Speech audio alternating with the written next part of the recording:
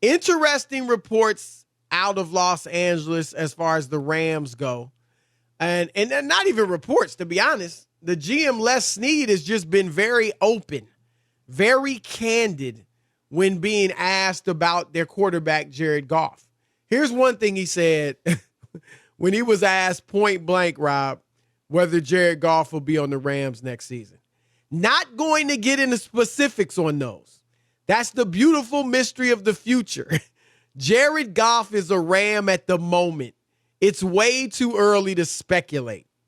Does that sound like a ringing endorsement? No. That sounds like some guy off the street that you have no interest in. I mean, seriously. Right. It's a guy you gave all this money, a quarterback, Chris, who took you to the Super Bowl, a quarterback that put you in the record books for having the 5th greatest offense in the history of the league. And the comments and stuff going around is just mind-boggling. Seriously, even if you don't want, Chris, even if you want to make a change or move on, he's the quarterback. We're not entertaining those questions. If he's not the quarterback, that that day comes, we'll address it. But I'm not going to address it every day. I'm not going to do it. It reminds you or me of what's going on with Jimmy Garoppolo in San Francisco. Now, let me say this. Both guys have had their struggles. Okay, neither guy looks like a perennial star. And there are a lot of even young quarterbacks coming up today that look better than him. I'm not even talking about a Pat Mahomes or Lamar Jackson. I'm talking about other guys. A Kyler Murray looks like they passed him. A Joe Burrow looks like he'll be better. Josh Allen. Obviously the kid on the other side of LA with the Chargers, so Herbert. So I get those guys aren't great. But Rob, they both led their teams to the Super Bowls just a few years ago. It wasn't 10 years ago, Chris. Right. 2 years ago for Garoppolo and 3 years ago for Goff. Are you surprised that the teams are talking about moving on from them at this point? I really am. I think it is the NFL, which I never thought. I always thought the NFL was a 3 or 5. It used to be 5-year plan, Chris, 3 years. Now right. It's a year to year. And they'll dump you and pick up somebody else, try something different if it's not working. I mean, Garoppolo and the 49ers, they've had all kinds of injuries and other issues, Chris, and I'm not excusing him, but it ain't the same team that ran over everybody last year. I mean, let's just be honest. And they don't care. They don't care what contract they sign you to. It is a weird NFL to me with the quarterback and this musical chairs and the idea that there could be 10 or 12 quarterback changes, Chris, this year or something. You know what I mean? People looking for quarterbacks. And some of them are players wanting out. Right, but I'm just saying, 10 guys, right. Can you imagine an NFL where 10 or 12 quarterbacks move? I mean, it just seems like the leash. And Goff I get it. Bill Plaschke, columnist for the LA Times, called him the Jameis Winston of the West with the turnovers. Chris, I get it. He fumbles the ball. Close to Winston, though. I mean, I know. That's what I said. I said that's a little. I said that's he had that's 13 a little. This year. Winston had 30 last year. You know what? We and me and Plaschke got into it on local LA radio on AM 570. I bet that was good radio. Yeah, you know it was, because I was like the same thing. I said, how can you say that when that one guy got you to the Super Bowl and was the quarterback of one of the greatest offenses we've ever seen, right? I don't think that's fair. And I get it, the turnovers, but Jameis Winston of the West, I thought that was extreme. Let me ask you this, Rob. Here's a question. And I don't want it to seem like, because obviously I talked about the media with Shaq, which I'm a part of, obviously. But I have another take that might be similar to the last segment. But I want to ask you this question. Do you think, you worked in New York, I worked in New York City, you worked in New York City, most aggressive press or right there with what, Philly, one of the most aggressive. Philly, Boston, right? Philly, Boston, New York. East Coast cities. Are probably the toughest. I would say those three, Chris. I would. Do you think that the professional teams, the Knicks, the Jets, I don't think the Yankees do, but everybody else, it seems, do you think they respond to the media with the back pages and, all the talk? Do you think they respond to the media? I think a little bit of it. I think there's a degree of that. The Pulse, the tabloids, the big screaming headlines. Right. I Creates think there's more some of of a that. sense of urgency. Right. I used to say that they need to do something. You know what I Right. mean? Like right. because I I used to said say, I said to Rob- you. Go ahead. I was gonna. Well, make a I point. was Go gonna ahead. say when I was in New York writing, the New York Post or something could speculate that the Knicks have lost 4 straight, and they might just throw out there, you got to wonder about Lenny Wilkins' job security just for him. And then now it might be bogus, but then the next day at practice, what do you ask? Well, are you worried about your job security, coach? Or you're asking players, do you think, is it the coaching? And it becomes a story, right? And everybody writes about it. Then the next, you lose again. Now it's growing bigger and bigger. And next thing you know, you've lost 7 of your last 9, and there's a full-blown coaching controversy where there may not have been one in other markets because they wouldn't have covered them as aggressively. They wouldn't have written that story, Chris. You're absolutely right, because they would have said, well, where are you getting that from? Like you'd have to. Right. And a lot of times in New York, you're trying to write for the back page. And I never prescribe to that, Chris, of coming up with something. But you're looking for angles. You're looking for something that they can break out on the back page. Knicks in a slump is not going on the back page. Okay, right? 4-game slide. No, you're right. Knicks in a slump. Now, nope, that's not what they write me something. Coach on the firing line. Yeah, okay, that'll work. That'll work sell on the back page. Now, here's my point, Rob. I think with the internet, it used to just be New York with the tabloids and the sensationalized journalism and all that. Now it's everywhere because what's written in New York is going to be caught everywhere. And I think more all over the place. I remember when the internet was first really getting big. And initially, a lot of New York, I'm thinking specifically from a basketball perspective, a lot of New York Post headlines would dominate these portals because they sensationalize stuff. And I think around the different parts of the country, other guys picked up on that. I agree. And now I think, Rob, I think it doesn't matter where you're at. Coverage is now kind of national. And I just think that has helped create more of a sense of urgency. Like, we got to get something done. Like you said, Rob, they just got to the Super Bowls. Right. But also, Chris, it also because people aren't held. It ain't like before where you were at the practice facility. You had to talk to Lenny Wilkins. Right. You were there. People are writing stuff without having to face people. So you know what I mean? Like we used to. It used to have to be a huge story for you to use an anonymous source. Yeah. Oh yeah. Remember that? And they had to know who it was. Yep. And the whole 9 yards, and make sure that they didn't have an axe to grind. Like Chris, I'll give you a perfect example. And I know you'll think this is crazy. When Ernie Harwell was going to retire as the Detroit Tigers' longtime broadcaster, the source of the story was his wife. The paper didn't want to run it. They wanted another. Really? They wanted another other than his wife. Because they think she was trying to get him to retire?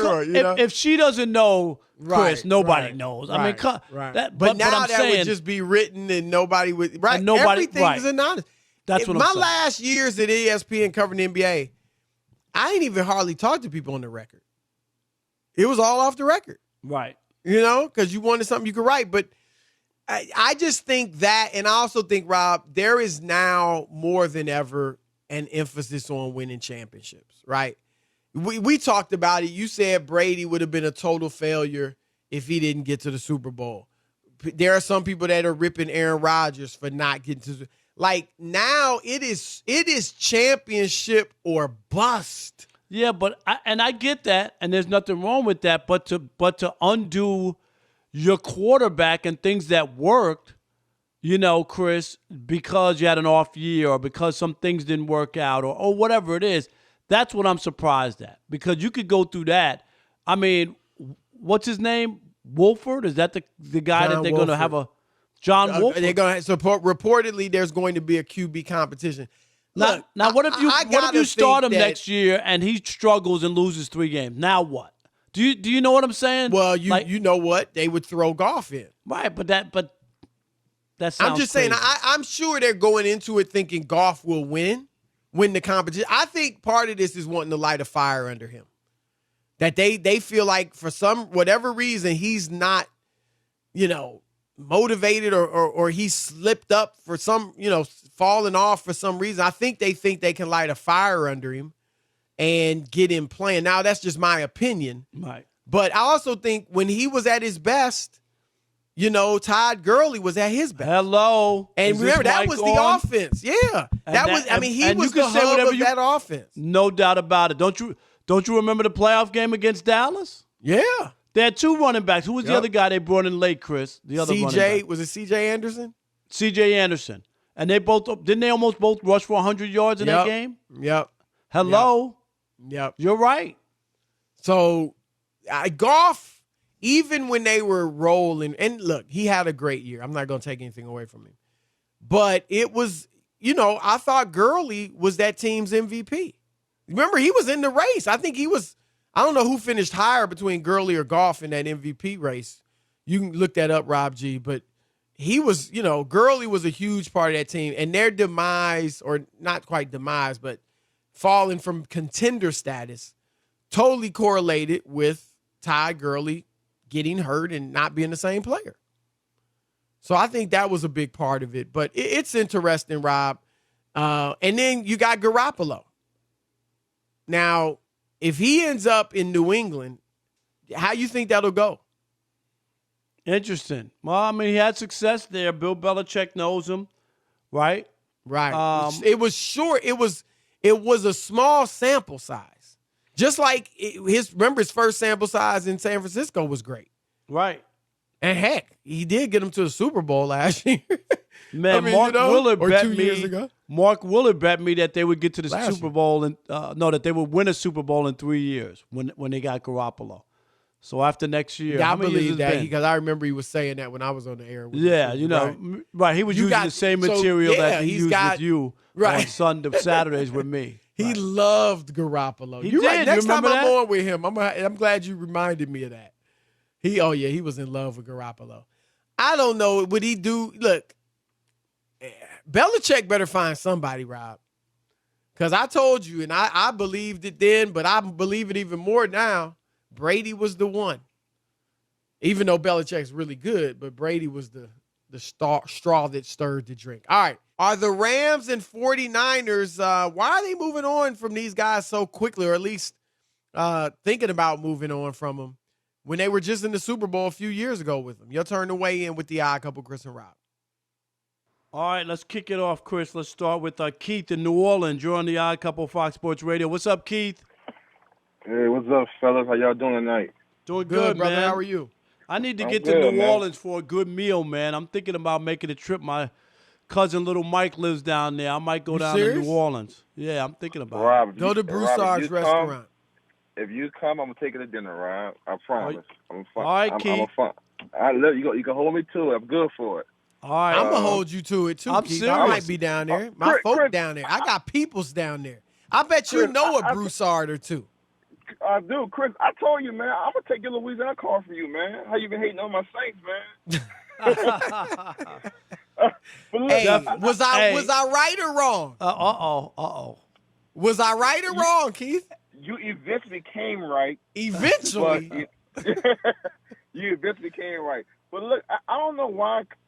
I think Kyle Shanahan is being a little bit too arrogant because he hasn't proven that he can win without Jimmy G. Thank you. And that's the issue.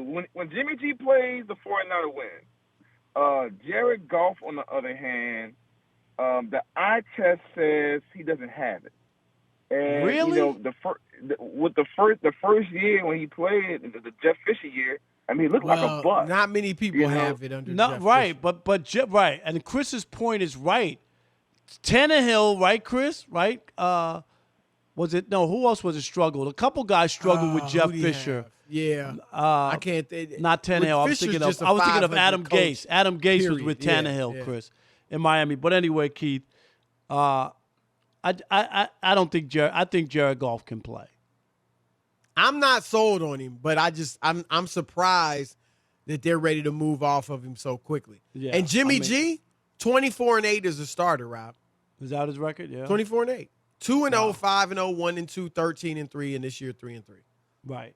All right, Ty in Palm Springs. You're on the Odd Couple Fox Sports Radio. What's up, Ty? What's going on, guys? How are you? Good. Doing well. Thank you for asking. I'll try to be quick so somebody else can get a turn.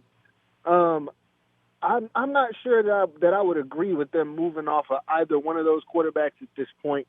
I'm not, I'm 27 years old, but I grew up with Tom Brady and Drew Brees and Peyton Manning and all those quarterbacks being in one spot for a long time. And I think it speaks more to, for me, these coaches' abilities to develop these quarterbacks, because you can't tell me that this closely removed from a Super Bowl that either one of these guys can't play well enough to get you to a Super Bowl, Look, let's face it. 100% a little bit of better on. play calling from Shanahan, and Jimmy Garoppolo might have a ring. Yes. I mean, let's keep it real. Right. At the end of that game, Chris. And heck, we can, yeah. He might have a ring. No doubt. Thanks, Ty. Appreciate the call. What about Sean?